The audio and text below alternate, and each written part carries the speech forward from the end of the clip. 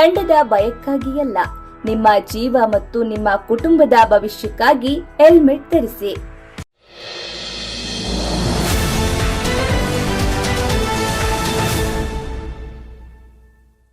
SIR ಪ್ರಕ್ರಿಯೆಗೆ ತೆರಳಿದ್ದ ಗ್ರಾಮ ಲೆಕ್ಕಾಧಿಕಾರಿ ಅಪಘಾತ ಪ್ರಕರಣ. ಚಿಂತಾಜನಕ ಸ್ಥಿತಿಯಲ್ಲಿದ್ದ ಭುವನ ಸಾವು. ಸಿದ್ಧಗಂಗಾ ಆಸ್ಪತ್ರೆಯ ಐಸಿಯುನಲ್ಲಿ ಚಿಕಿತ್ಸೆ ಪಡೆಯುತ್ತಿದ್ದ ಭುವನ. ಇಂದು ಬೆಳಗ್ಗೆ ಗೂಳೂರು ಬಳಿ ಅಪಘಾತ ನಡೆದಿತ್ತು. ಎಸ್ಐಆರ್ನ ಬಿಎಲ್ಒಗೆ ಸೂಪರ್ವೈಸರ್ ಆಗಿದ್ದ ಭುವನ. ಜಿಲ್ಲಾಧಿಕಾರಿಗಳ ಒತ್ತಡದಿಂದ ಭುವನ ಸಾವಾಗಿದೆ ಎಂದು ಆರೋಪಿಸಿದ ನೌಕರರ ಸಂಘ.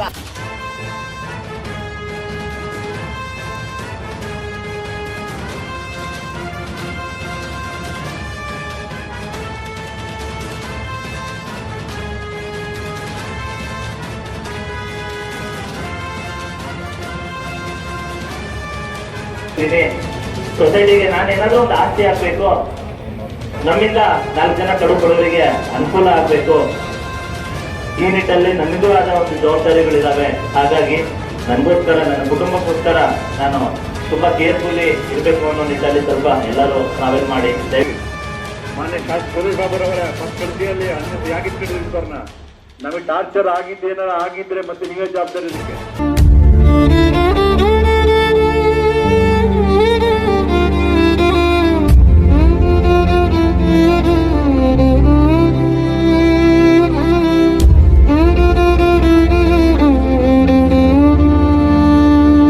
ಎಸ್ಐಆರ್ ಕರ್ತವ್ಯಕ್ಕೆ ತೆರಳುವ ವೇಳೆ ವಿಎ ಭುವನ ಅಪಘಾತಕ್ಕೀಡಾದ ಸಾವು ಪ್ರಕರಣಕ್ಕೆ ಸಂಬಂಧಿಸಿದಂತೆ ತಪ್ಪಿತಸ್ಥ ಅಧಿಕಾರಿಗಳ ಅಮಾನತು ಮಾಡುವಂತೆ ಒತ್ತಾಯ ಮಾಡಲಾಗಿದೆ. ಡಿಸಿ ಕಚೇರಿಯ ಮುಂದೆ ಕಂದಾಯ ಇಲಾಖೆಯ ಸಿಬ್ಬಂದಿಗಳು ಮಧ್ಯಾಹ್ನದಿಂದ ಪ್ರತಿಭಟನೆಗೆ ಕುಳಿತಿದ್ದಾರೆ. ಬೆಳಗ್ಗೆನೆ ಆಕೆಯ ಜೀವ ಹೋಗಿದೆ ಅಂತ ನಮಗೆ ಮಾಹಿತಿ ಬಂದಿದೆ. ಇಷ್ಟೊತ್ತು ವೆಂಟಿಲೇಟರ್ನಲ್ಲಿ ಯಾಕೆ ಇಟ್ಟಿದ್ರೂ ಗೊತ್ತಿಲ್ಲ. ಆದರೆ ಬೆಳಿಗ್ಗೆ 6 ಗಂಟೆಗೆ ಕೆಲಸ ಶುರು ಮಾಡಿ ಎಂದು ಯಾರು ಹೇಳಿದ್ರು? 6:30ಕ್ಕೆ ಹೋಗ್ಬೇಕು, ಇಲ್ಲವಾದರೆ ಹಾಗೆ ಮಾಡ್ತೀನಿ ಹೀಗೆ ಮಾಡ್ತೀನಿ ಅಂತ ಯಾರು ಹೇಳಿದ್ದಾರೆ? ಹೀಗೆ ಹೇಳಿ ಗ್ರೂಪ್ಗಳಿಗೆ ಕಳುಹಿಸಿದ ಆಡಿಯೋ ರೆಕಾರ್ಡ್ ನಮ್ಮ ಬಳಿ ಇದೆ. ಆ ರೀತಿ ಹೇಳಿದವರು ಯಾರು? ಅವರಿಗೆ ಶಿಕ್ಷೆಯಾಗಬೇಕು. ತಹಶೀಲ್ದಾರ್ ಅಥವಾ ಎಸಿ ಯಾರು ಹೇಳಿದ್ದಾರೋ ಅವರ ಅಮಾನತ್ತಾಗಬೇಕು. ಡಿಸಿ ಹೇಳಿದ್ದರೂ ಸಹ ನಾವು ಕ್ರಮಕ್ಕೆ ಒತ್ತಾಯ ಮಾಡುತ್ತೇವೆ. ಕ್ರಮ ಆಗುವವರೆಗೂ ನಾವು ಪ್ರತಿಭಟನೆಯನ್ನ ಕೈಬಿಡೋದಿಲ್ಲ. ಜೊತೆಗೆ ಕ್ರಮ ಆಗದಿದ್ದರೆ ರಾಜ್ಯಾದ್ಯಂತ ನಾವು ಮಾಡುವ ಎಸ್ಐಆರ್ನ ನಮ್ಮ ಪ್ರಕ್ರಿಯೆ ಸ್ಟಾಪ್ ಮಾಡ್ತೀವಿ. ನ್ಯಾಯ ಬೇಕು. ತಹಶೀಲ್ದಾರ್ಗೆ ಬಂದು ಉತ್ತರ ಹೇಳೋಕೆ ಹೇಳಿ.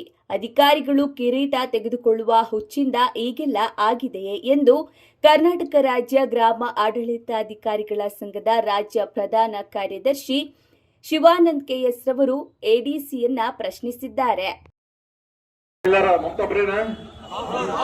ಮಮತಾ ತಹಸೀಲ್ದಾರ್ ಅವರೇ, ನೀವು ಈ ಹಿಂದೆ ಗುಬ್ಬಿ ತಾಲೂಕಲ್ಲಿ ಕೆಲಸ ಮಾಡ್ಬೇಕಾದ್ರೆ ಮರ ಕಟ್ಟಿದ ಕೇಸ್ ಇನ್ನೂ ಮುಗ್ದಿಲ್ಲ.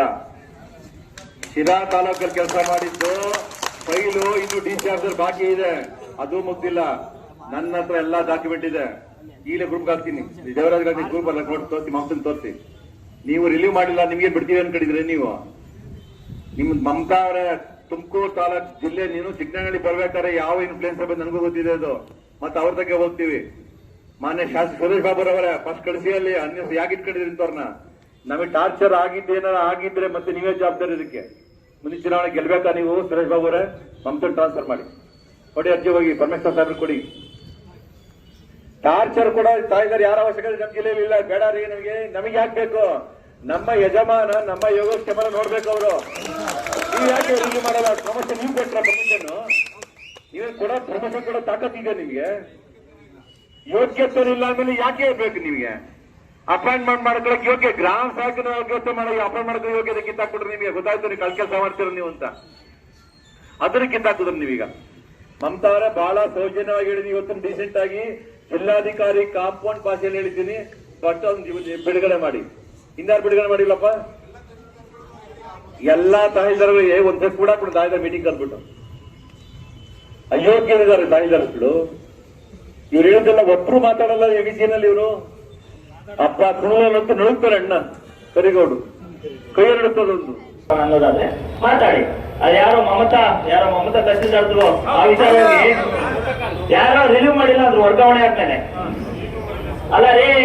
ಇವರು ಎಷ್ಟು ದುಡ್ಡು ಕೊಡ್ಕೊಂಡು ತಹಸೀಲ್ದಾರ್ಗಿರಿ ಗಿಟ್ಟಿಸ್ಕೊಂಡಿರ್ತಾರೆ ಗೊತ್ತಿಲ್ಲ ನಮಗೆ.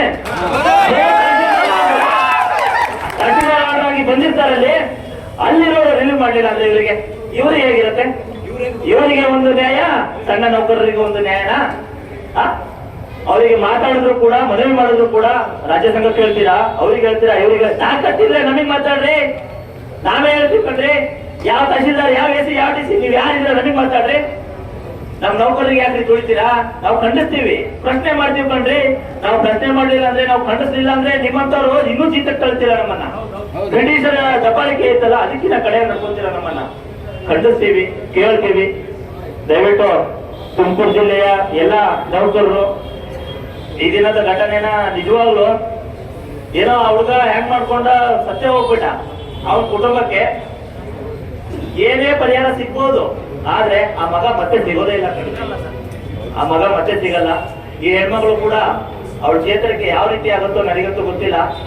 ತುಂಬಾ ಅಂದ್ರೆ ತುಂಬಾ ಚಿಂತಾಜನಕ ಸ್ಥಿತಿನಲ್ಲಿ ಆ ಹೆಣ್ಮಗಳಿದ್ದಾಳೆ. ದೇವ್ರ ದಯೆಯಿಂದ ಎಲ್ಲರೂ ಕೂಡ ಬೇಡ್ಕೊಳ್ಳೋಣ, ಆ ಹೆಣ್ಮಗಳು ಮತ್ತೆ ರಿಕವರ್ ಆಗಿ ವಾಪಸ್ಸು ನಮ್ಮೆಲ್ಲರ ಜೊತೆಗೆ